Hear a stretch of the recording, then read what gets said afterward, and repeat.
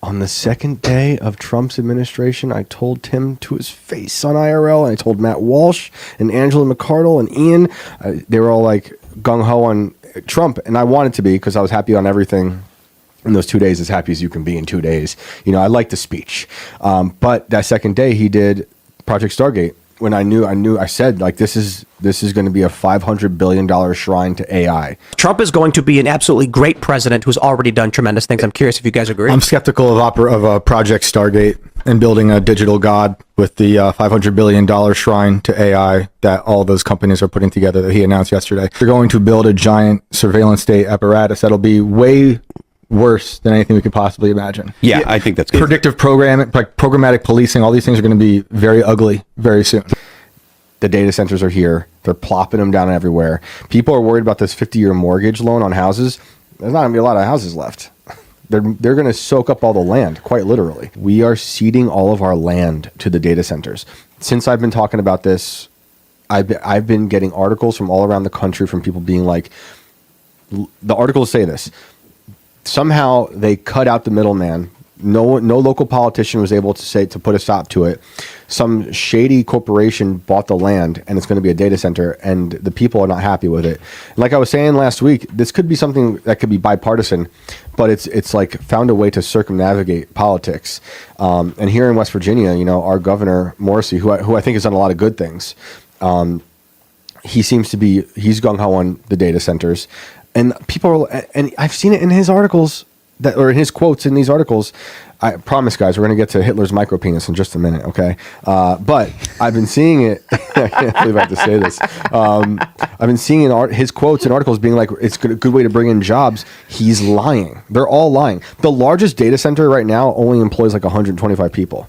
Most of them employ like 20, 25. So you plopping down these giant black cubes everywhere on our farmlands where houses could go or farms could be, is not going to make any jobs. It's going to make anyone who does have a house in the area pay more on their electric bill and their water bill because the data centers soak up millions of gallons of water a day sometimes. So, yeah, Project Stargate, second day in this administration, Trump 2.0, I said, no way. This is going to be bad. We've sold out the American people to Silicon Valley. I know it's Silicon, I don't know how I say it. I don't care. I have no respect for them. And I mean, you've been seeing this like 2-year long PR campaign to rebrand them all. Go look up Alex Karp's new book, all his interviews. He's doing the same thing Elon did with a rebrand. I don't trust him. Zuckerberg with his haircut, with his necklace, looking like a Lil Dicky impersonator. Don't trust them. They hate us. They hate us. Like, why am I going to like them all of a sudden? They censored everyone, including the president. You know, silicone. That's right. That's why, in my mind, that's how I see it. Silicone. That's how I see it in my mind. Literally, though, it's a con.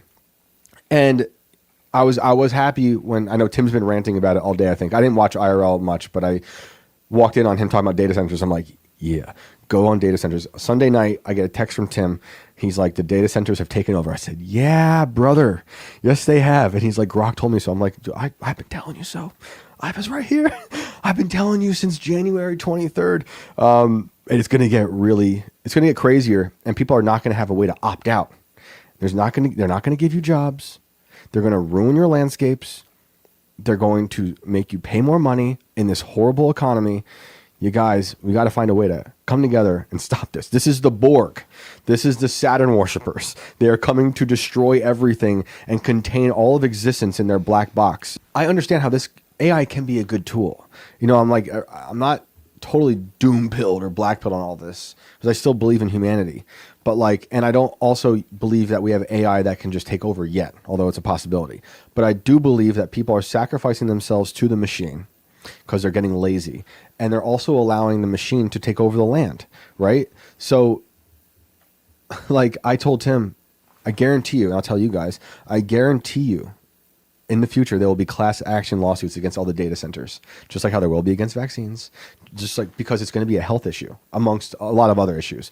I guarantee you they will have problems with the health. Like I've been telling you guys with the DuPont thing. Thank you again to the listener who put me onto the Devil We Know documentary about DuPont and Teflon in West Virginia, in Parkersburg, West Virginia. It's going to get ugly. I'm seeing a lot of people talk about this. And on the ground, locally, it is a bipartisan issue because it's affecting farmers who typically vote right, and it's affecting people who are in like the suburbs, who are left, right, center, whatever you want to say, but none of them like it. It's an eyesore for some.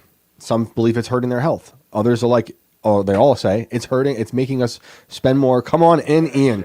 I'm ranting about data centers, dude. And the wizard walks in. Yeah, I heard that Tim talking about it, and I'm like happy to hear Tim talk about data centers more, because I was just saying on the second day of this administration, I told you, Matt Walsh, Project Stargate is bad.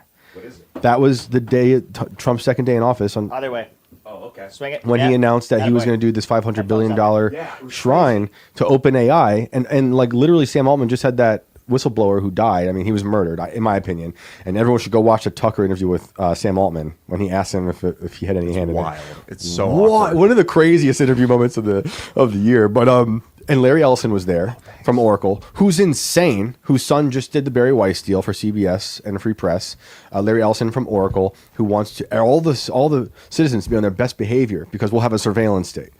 Citizens will be on their best behavior because we're constantly recording and reporting everything that's going on. Like, these people don't like us. So Welcome Ian Crossland, by the way, Ian- everybody. the Shane great just Ian Crossland's totally here. just Thanks dove for right having- in on him. He didn't even get to sit Remember, down, the poor guy. It's not about us. It's about the information that we're able to deliver. And you're right. Yeah, That was dude. bizarre what Larry Ellison did.